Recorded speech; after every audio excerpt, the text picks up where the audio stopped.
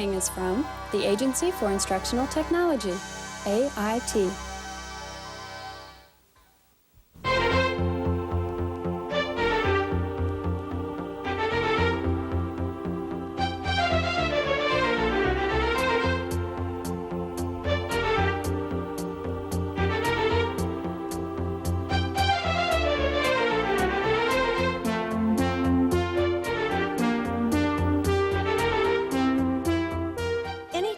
Can be simplified if you break the job into a series of small steps.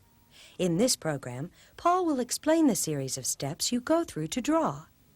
As he completes his drawing, it's difficult to see all the steps he took. But by reversing the process, we can see his beginning lines. Making this simple shape is not the first step in beginning to draw. Of the 9 steps that I went through in making this drawing, the first 5 were decisions or choices. I made those before my pencil touched the paper, but they're important. Now, the first thing is we must decide what we want to draw. That seems reasonable. After we decide what we want to draw, we want to know a lot about what we intend to draw, to become familiar with it. In this case, the box here I had in my hand, and I could look at it, and I could become very familiar with it and turn it in different directions and look at it and feel free and have a familiarity with it that I'm ready to approach my paper, but I'm still not ready. After I become familiar with it, the next thing, I want to know how I want it to appear on my paper or if painting a canvas. How do I want it to appear in relation to the eye? Do I want it to be high or low or below the eye level? So that's important. Then I'm interested in size. About what size will I draw? Not exactly, but about what size, and about where on my paper. Now, after I've made those decisions, the last decision is what approach will I use? What drawing approach will I use? Since this is obviously a geometric shape, I'd use a construction approach, sometimes called the geometric approach. Now I would be ready to draw. And my first lines, my first marks on the paper, would be step number 6, would be to draw the major basic shape. And since I'm using a geometric approach or a construction approach, I would use a geometric shape here, and it would be a rectangular solid. You can see the outlines here that have not been erased. A block, a rectangular solid. And then it's an adjusted solid. You can see here.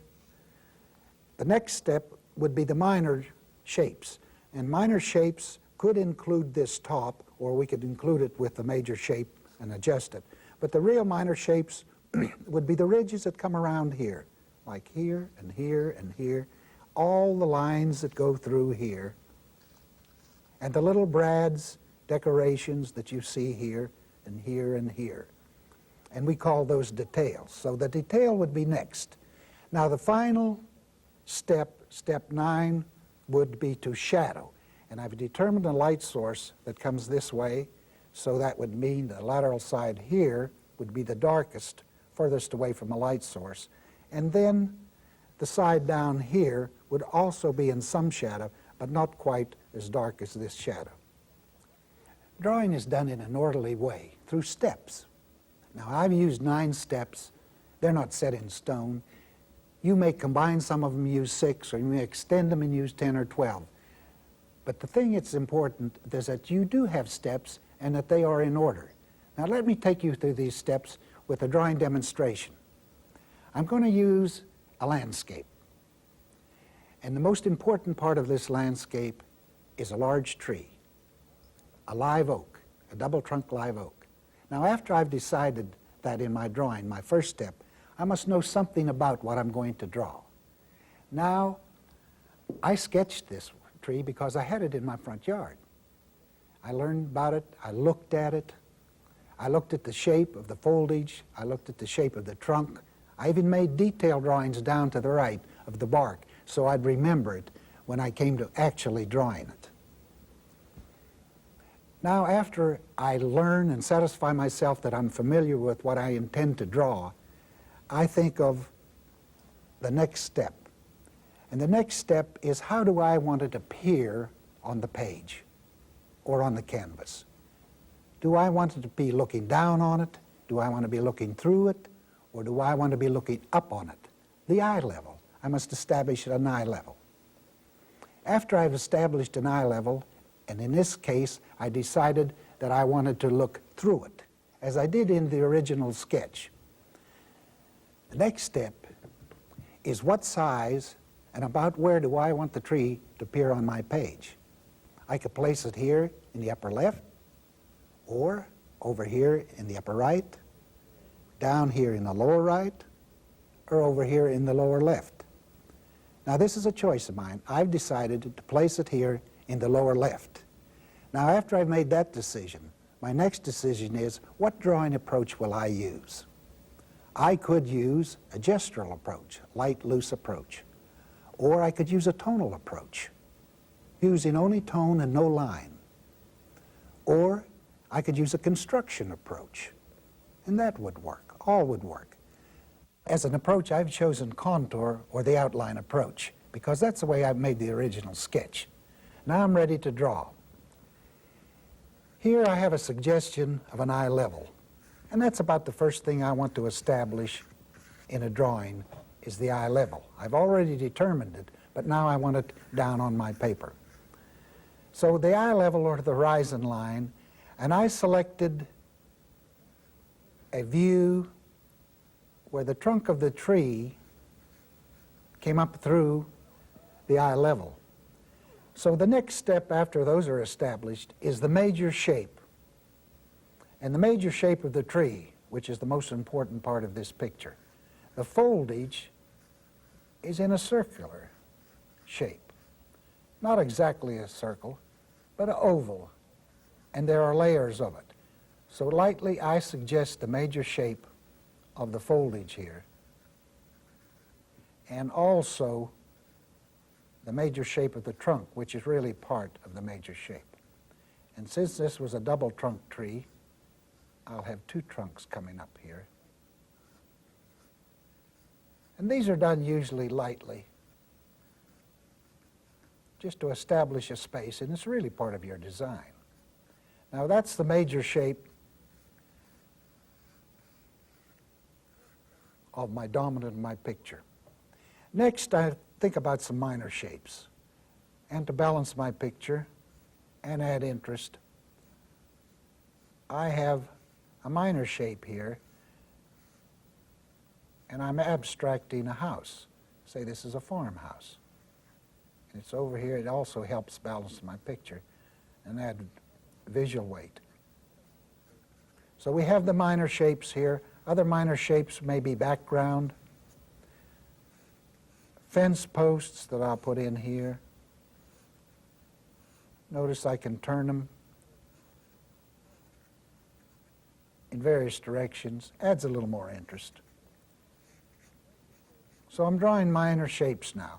I have the major shape, I have some of the minor shapes. Add some more for more interest. And next I'm interested in detail. So when I come to detail, I go around my major shape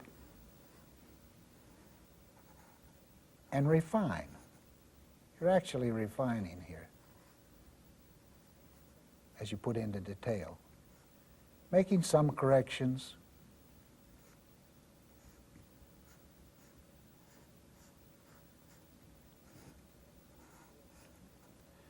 And we may have some details such as wire would come down here, maybe a barbed wire on this fence.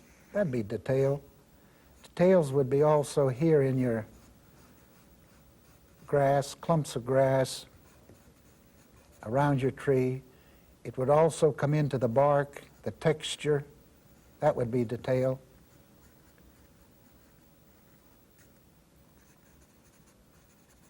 Surface, the texture of the grass.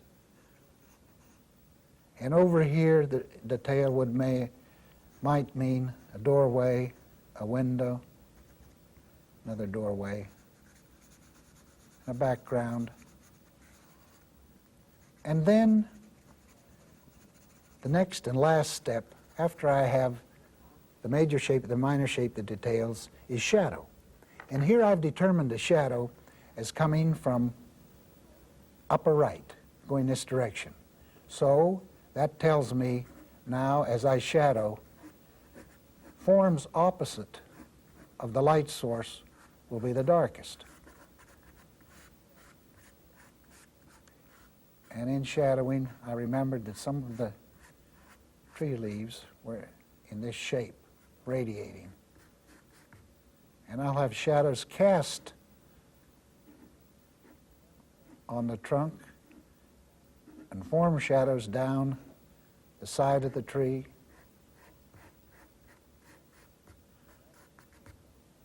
I'll have probably a cast shadow from the tree down in this direction, away from the light. And in adding shadows, I usually take my time, going around to make sure I'm in the right direction and that things are shadowed on the correct side, which in this case is the left side, I mean the right side of a light source. Okay. Now I can, in part of my shadow could be tone. Now, shadows don't always have to be added last. If you're in a painting, sometimes they'll put the shadow in first or in the beginning to get a pattern. But in a drawing, this type of a drawing, they're usually last after detail.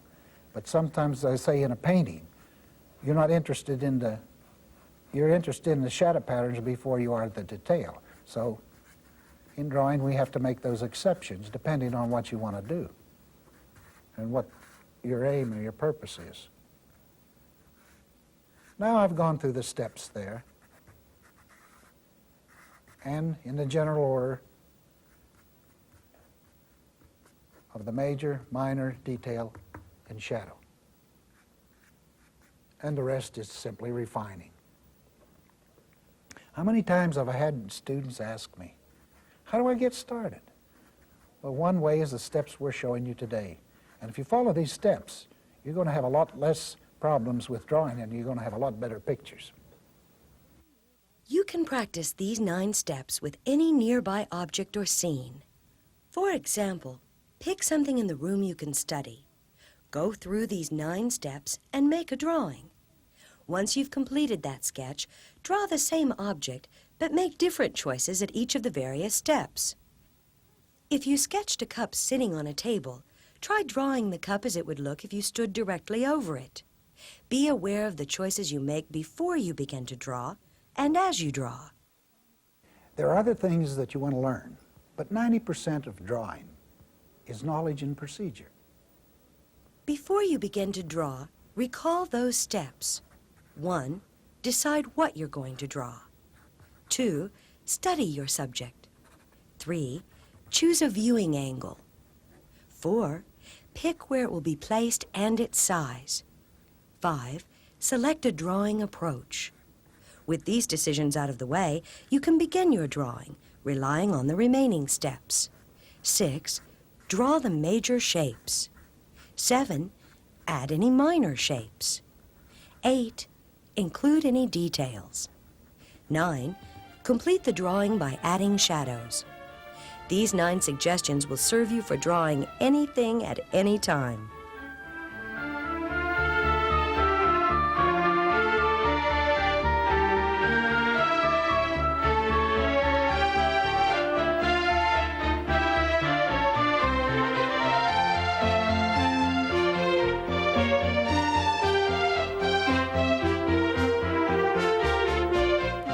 Drawing with Paul Ringler is produced by the Agency for Instructional Technology in association with the Oklahoma Educational Television Authority.